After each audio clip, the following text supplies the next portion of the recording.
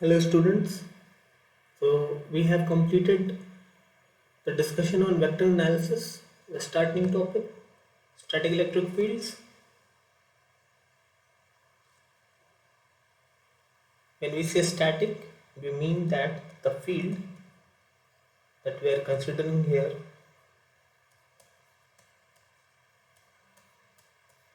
is a function of space coordinates and not a function of time. For functions that are for fields that are function of time are known as time varying fields.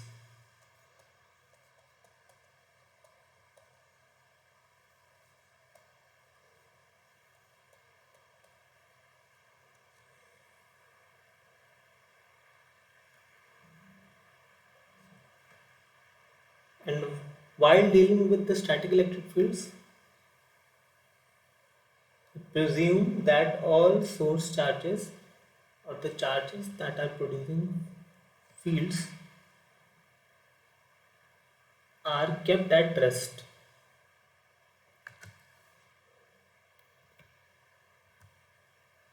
Let's start from the very basic Coulomb's law.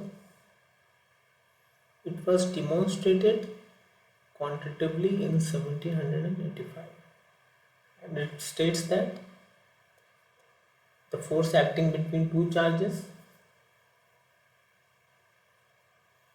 is proportional to the product of two charges and of course inversely proportional to the distance between them.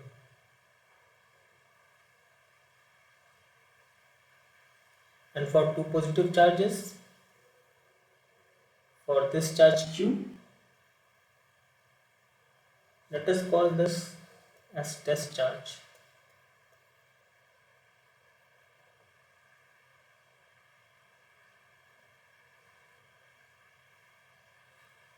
For this charge Q, since these are positive charges, the force acting on this charge Q due to this small q charge will in the outside direction, the r direction, let's say.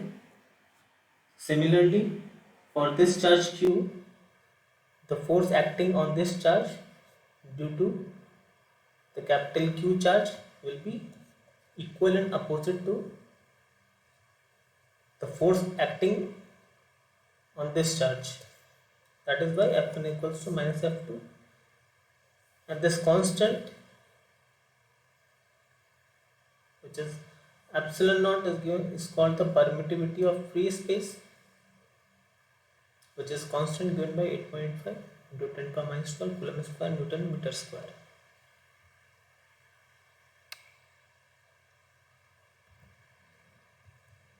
Moving on, we have got a test charge here at, let's say, point P. Then total force acting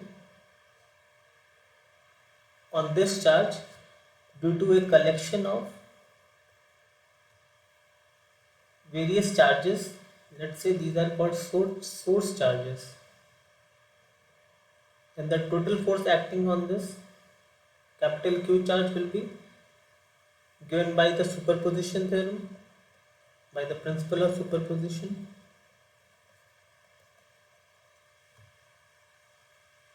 The vector summation of individual coulombic forces acting together at this point,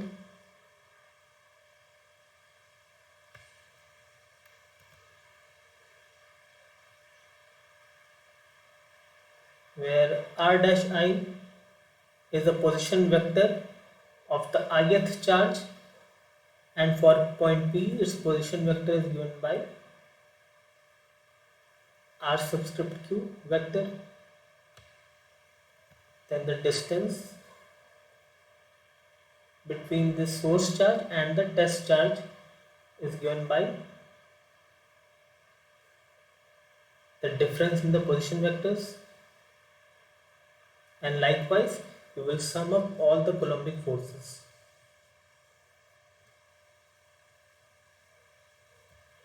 As you can see, The force at any point P is dependent on the magnitude Q of the test charge. Let us call it as test charge. There is a reason we call it test charge. And the source charges as well. And of course, the inverse of the distance between them.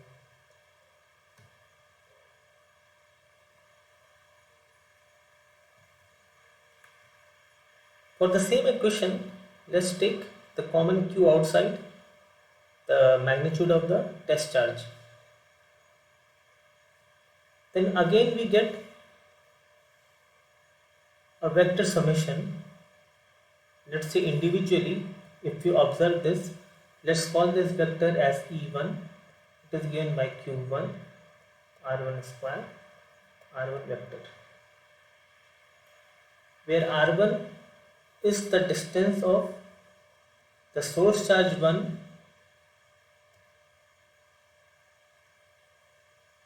to the test charge Q.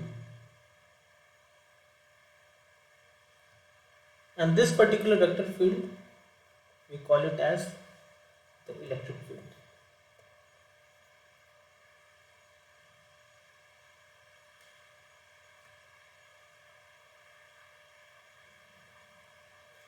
And let's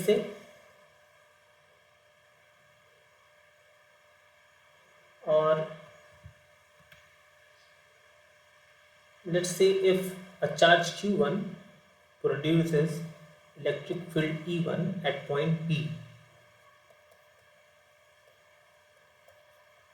Similarly, Q2, Q3, all the charges produces respective electric field at the same point P, and their vector summation is given by the net electric field at point P. The resultant electric field at any point P in space equals to the sum of electric field produced by the individual source charges. Now let us interpret electric field in this way. Suppose so many charges Q1, Q2, Q3 are present in a space. Then at any point P, then obviously all the charges will produce electric fields, and there will be an electric field at this point P as well. Now if any charge Q is placed here, then it will experience a net force Fp, which is given by the resultant summation of the individual Coulombic forces.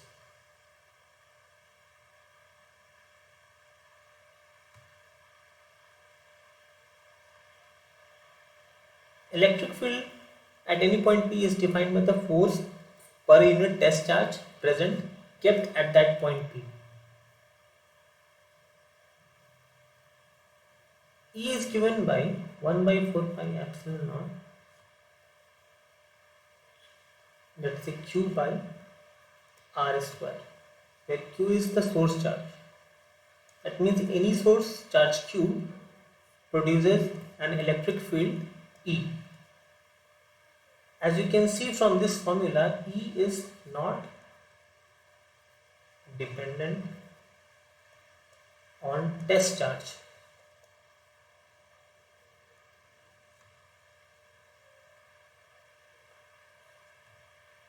But the Coulombic force does depend on the magnitude of the test charge.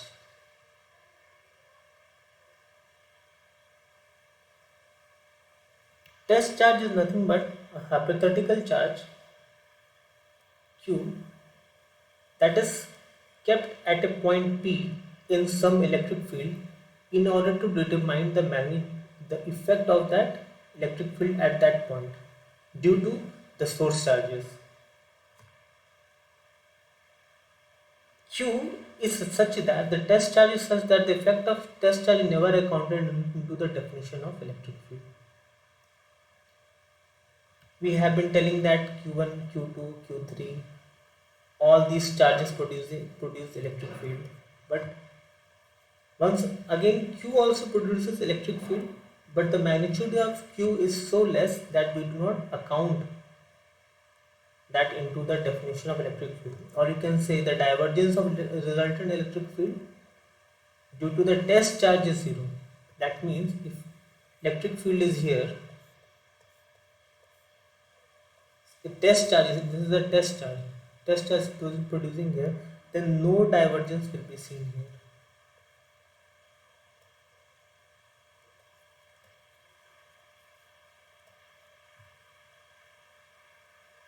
And let's not confuse the point charge that will produce a non-zero divergence of electric field. See, one is called the test charge and the other is the point charge.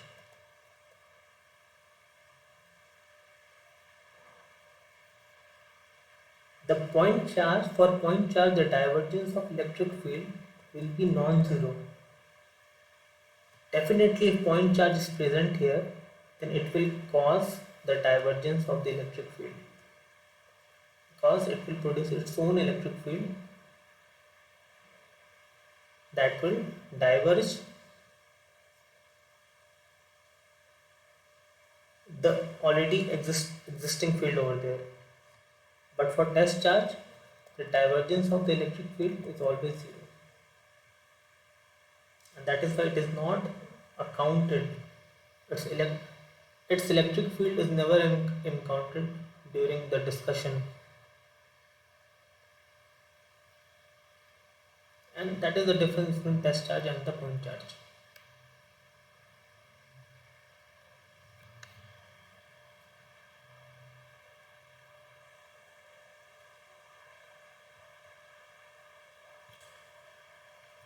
Now, this is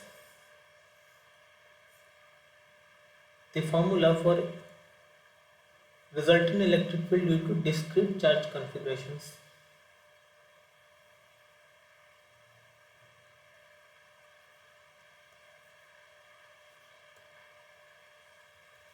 Now, when it comes to continuous charge configuration, we'll have this formula.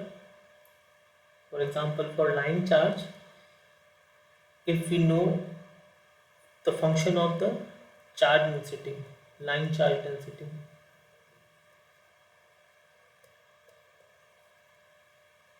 then at any r dash distance position, the total charge present will be the charge distance density multiplied by the length of the segment, and thereby integrating for this point we can calculate the electric field.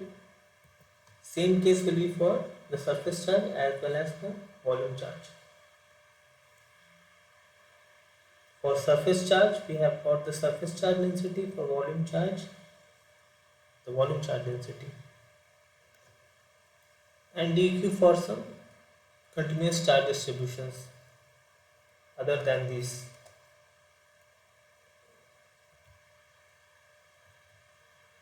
Let's see an example.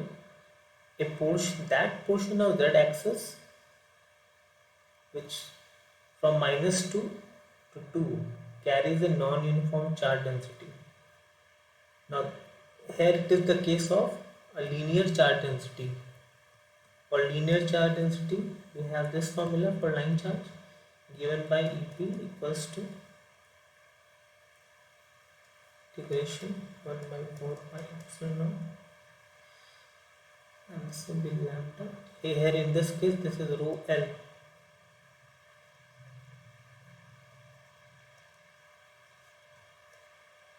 R square and R vector. As you can see,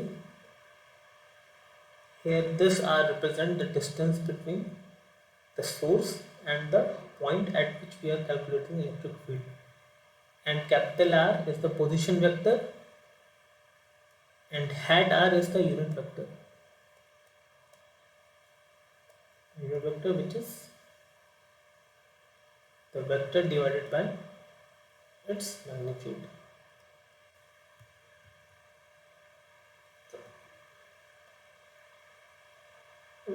Now this line charge is present over the z axis. and there are no charges anywhere. Find the electric field at point 100. Then 100 means over the x-axis. Let's say this is the x-axis, this is the y, this is the z-axis. Let me take another color. And this is where the line charge is placed from -2 to 2 on the z-axis. And we are interested in finding electric field, let's say at point P100. This is on the x-axis, and then we can say the y-axis is present into the paper. This direction means into the paper.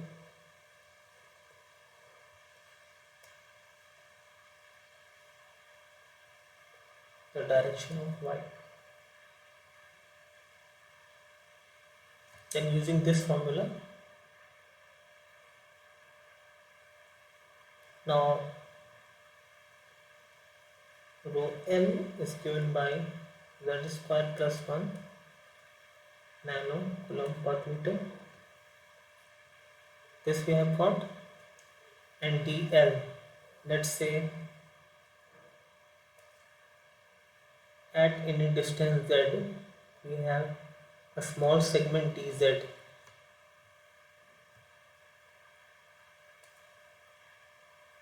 and the r vector will be given by this source is at distance, let's say r, given by the r vector. And now for this small segment the coordinates are 0, 0 and z, and for this point its coordinates are 1, 0, 0. Then the r vector will be given by the x, which is 1 minus 0, 1 minus 0. Similarly, we do not require the y vector, so all we are left with plus 0 minus z is z, which is ax minus z is z vector.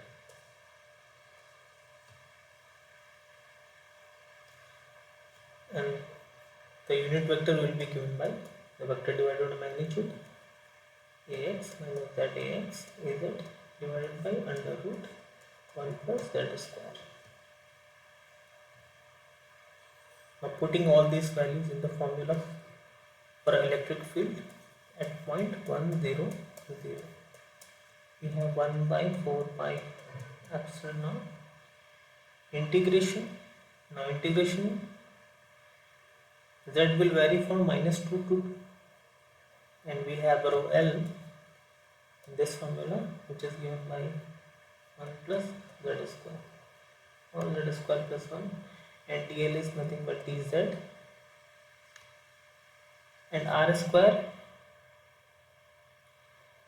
and the r vector, the unit vector is given by a, and z az by 1 plus z square, and similarly this is r square, the magnitude is given by under root 1 plus z square whole square.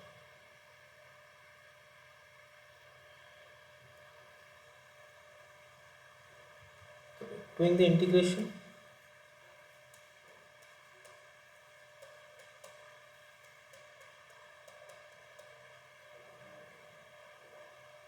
is 2 to 2, then rho L is 1 plus z square dz upon 1 plus z square. We can see it will be 1 plus z square under root 1 plus z square. It will be 3 by 2, and the vector here is ax minus z ax, ax vector minus z az. Now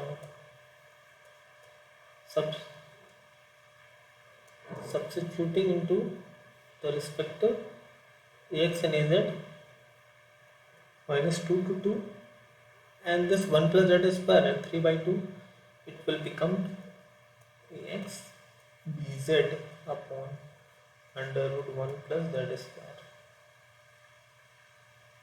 and minus 2 to 2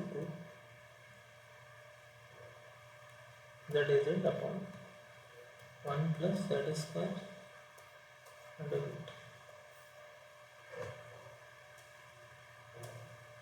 Now, since this is a minus a to a form, and this integral is an odd function, that is why this integral will go 0, and we are left with this integral only. Then its integration will be 1 by 4 pi epsilon naught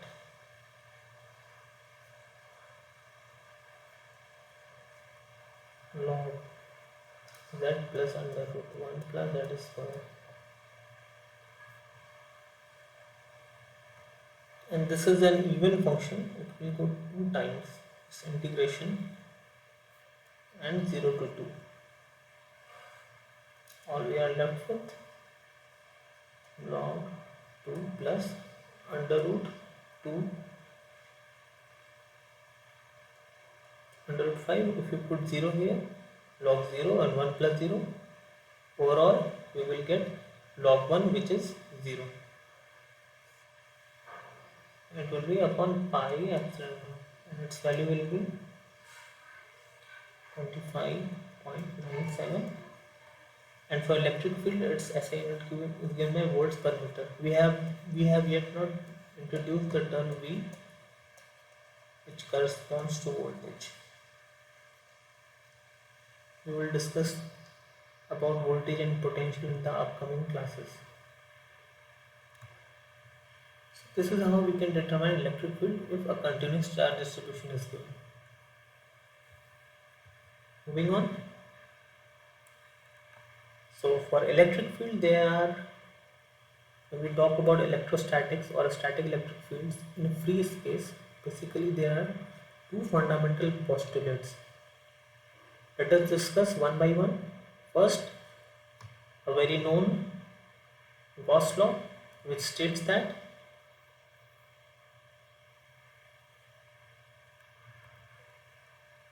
if any, let's say this is some volume and it is bounded by the surface S.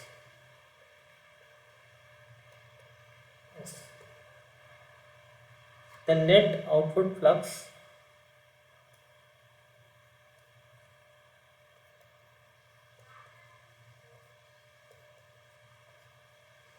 we have already discussed this.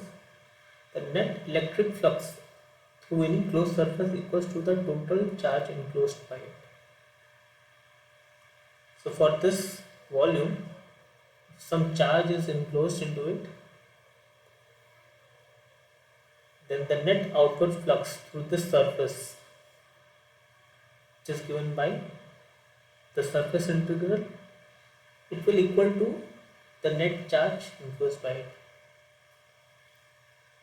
It is a quantitative law.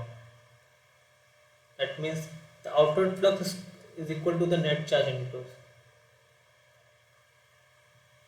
The more the charge is, the more will be the flux outside this surface, any arbitrary surface if we consider, given this surface S. And let's say we have a continuous charge distribution whose charge density is given by rho v.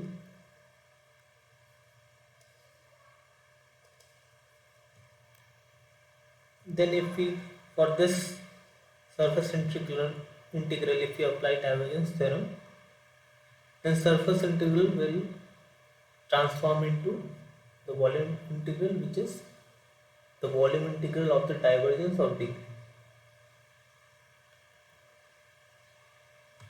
And so, taking this equation and writing Q as integration rho v to v, the charge density multiplied the volume integral of the charge density is equal to Okay. And comparing both sides, we can write the del dot t is equal to rho mu, the divergence of the t vector. The t vector is given by epsilon naught times of E, and this is also called electric flux density,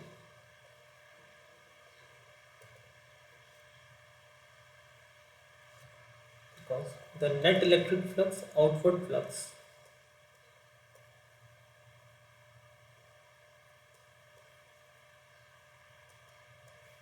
is given by d dot, the surface integral of the electric flux density.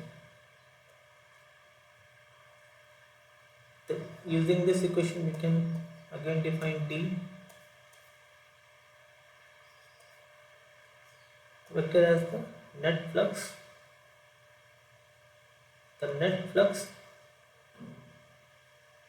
through this per unit area, as area tends to 0. And this is flux per unit area, that is by flux density. And using this formula, substituting d with E, we can write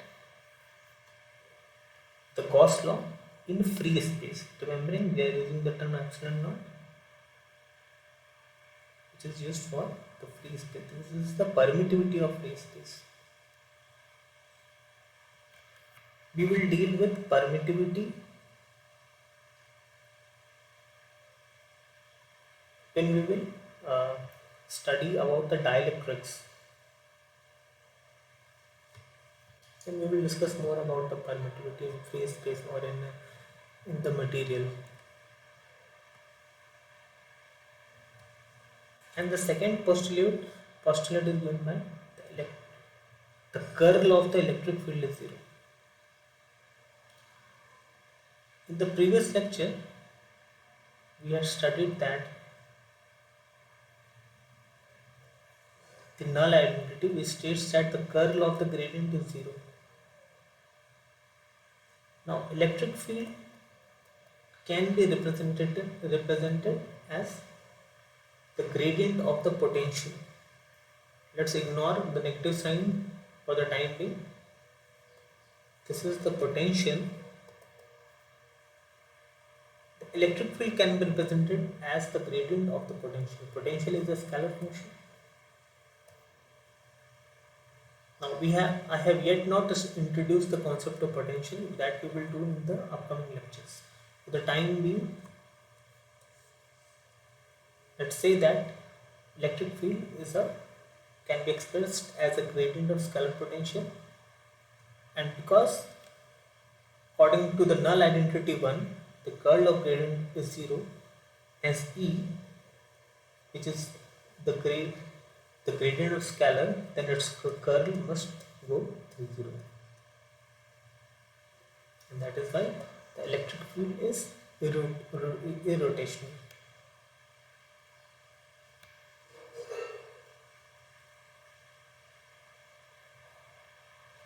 And since electric field is irrotational, we can also say that its closed contour will go 0.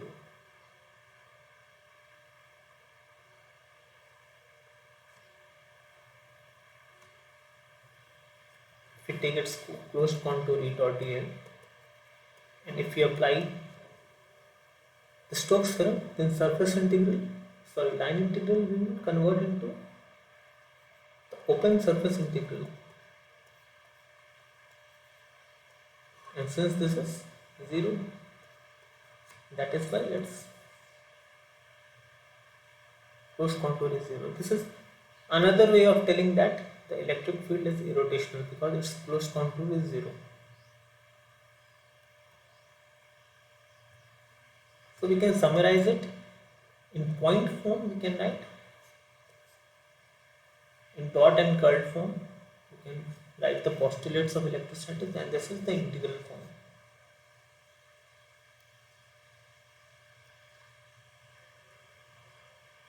And let's see some examples of application of Gauss law For continuous charge distribution, here we are taking only continuous.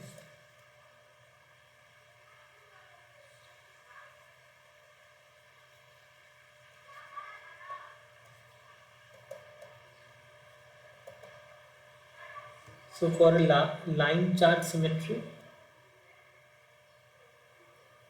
let's take a surface here, which is also called the Gaussian surface.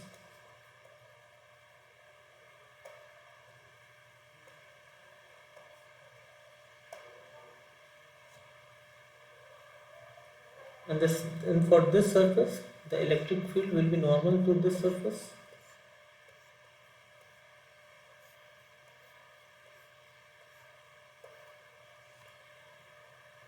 Then for this complete Gaussian surface, there will be no electric field in this direction. That is why its dot product for the base surface, its dot product will go 0. We are only left with the surface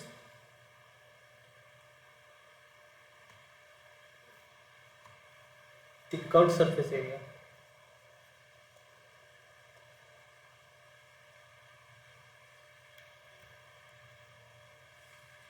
Then simply for this is infinite line charge.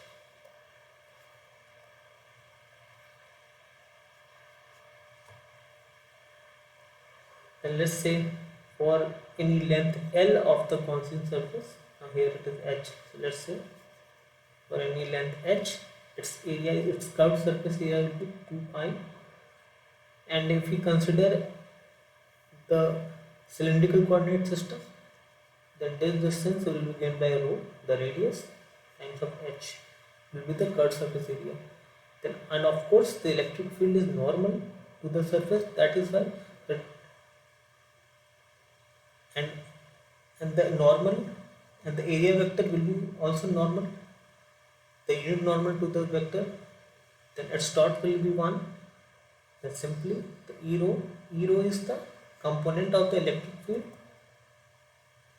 along the rho direction, and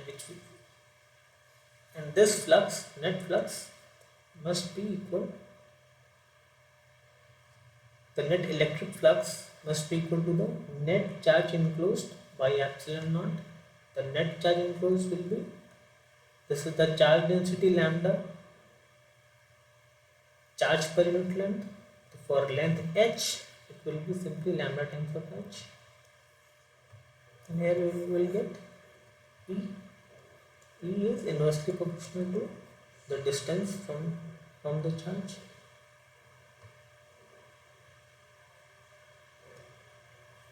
If we want to plot E with respect to rho,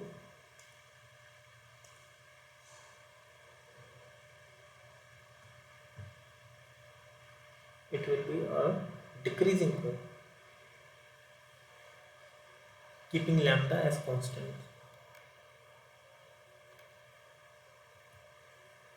And next for sheet charge, this is the sheet charge. If we take a small, let's call it as the pillbox.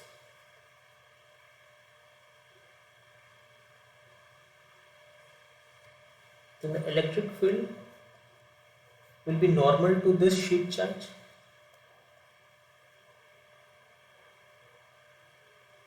Then above this surface and back of this surface, electric field then will be represented as, let's say this direction E positive and the back direction is E negative. And let's say we choose our axis as, this is the Z direction, this is the Y direction, and this is the X direction.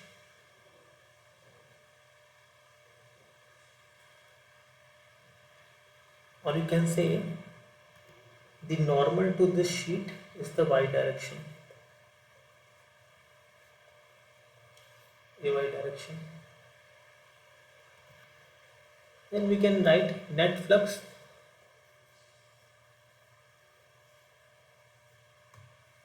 Through this, consider Gaussian surface will be given by the net flux which is coming out of this base area. Similarly, at the back of it, there will be no electric field in this direction. Hence, we will not consider the curved surface area, only the base areas, del A. Then in this direction, it is given by E plus the dot with the area vector.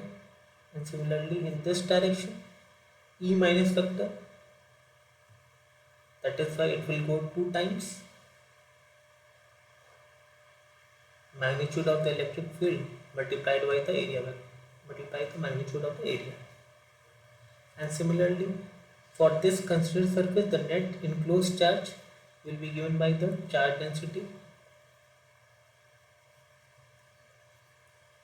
surface charge density multiplied by area, equating both using this equation for Gauss law. We can write, we can finally obtain magnitude of A as sigma upon 2 epsilon naught.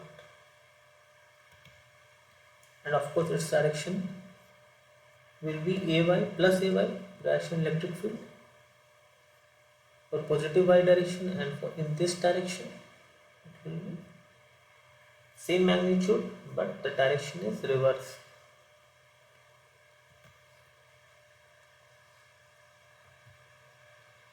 And for the volume charge, we have considered line charge, surface charge, and last case volume charge. Now, since this is a volume, we have to consider two cases. Let's say we have a spherical charge density. Then for it is a sphere of radius r0. Then we have to consider two cases, inside case and the for the radius greater than r0. Then for any distance r which is less than r0,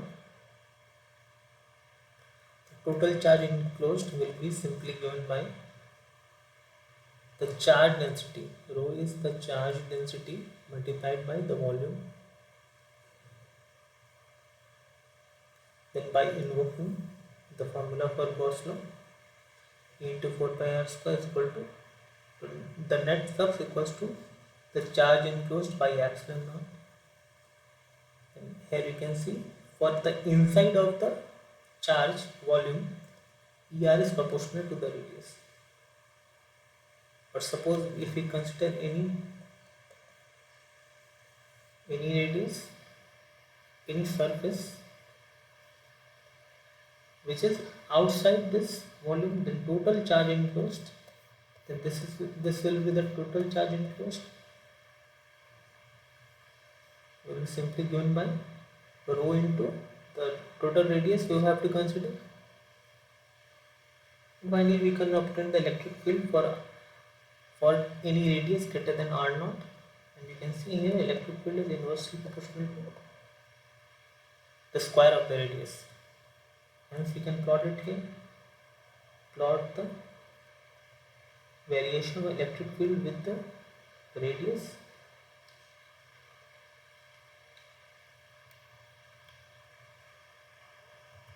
Let's take an example.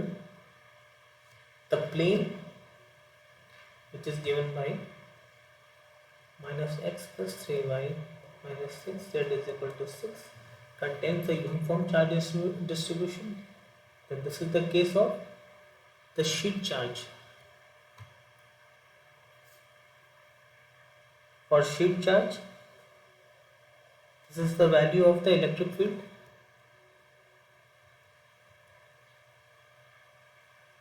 The charge density is given, the sheet charge density. Find electric field on the side containing the origin. Let's say this is XYZ axis, and let's say this is the plane, the sheet lies somewhere.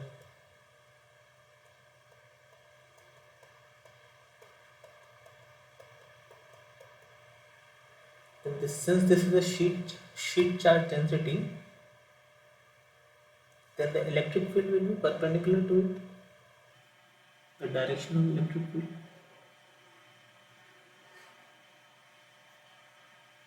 Now, one thing we know is that for this plane, the electric field is E is perpendicular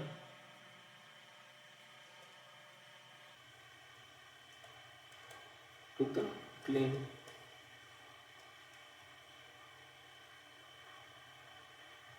Now we know that for any plane, how can we find the perpendicular vector? It will be given by the gradient to this. Let's say phi equals to minus x plus 3y minus 6z minus 6. Then del phi will be given by, minus ax plus 3ay minus 6az. Now this vector is perpendicular to the plane. Now we are interested to find the electric field on the side containing the origin. Now how to find whether this is the plane?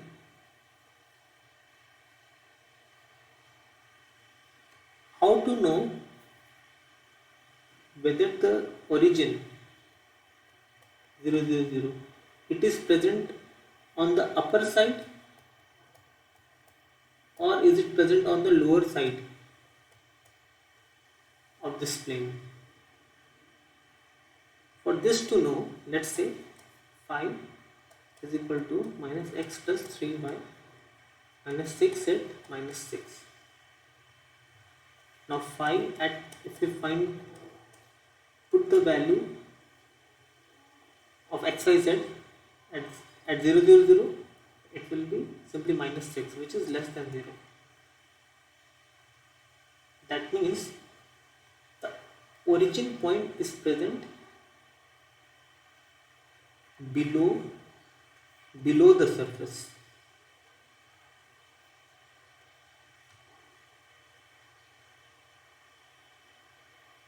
Then we are interested to find the electric field on the side containing the origin. Now if this is the plane, then electric field will be in this direction as well as in the back direction for any uniform sheet charge. Then because we are interested to find the electric field on the side containing the origin, then let us find the electric field on the back side. Let me draw it fresh.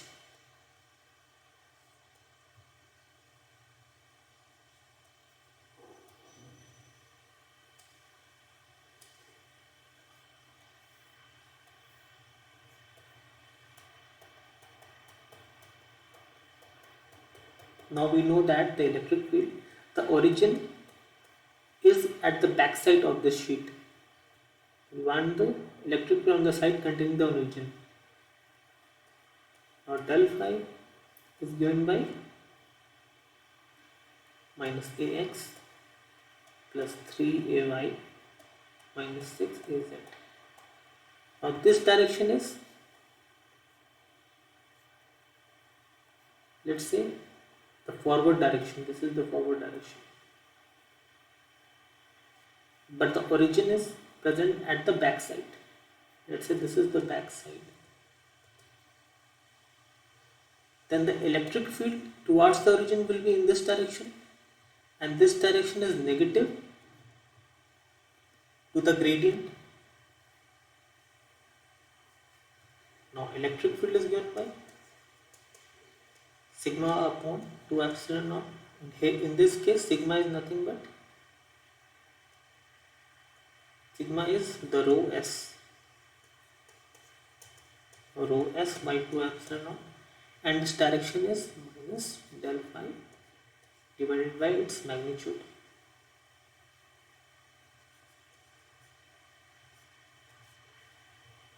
rho is given by 0.53 nanocoulomb per meter square divided by 2 epsilon naught 8.8 into 10 power minus 12, and it will be given by minus del phi will be ax minus 3ay plus 6az, and its magnitude will be under root 46. Roughly you will get the answer 30 by under root 46 ax minus 3ay plus 6az.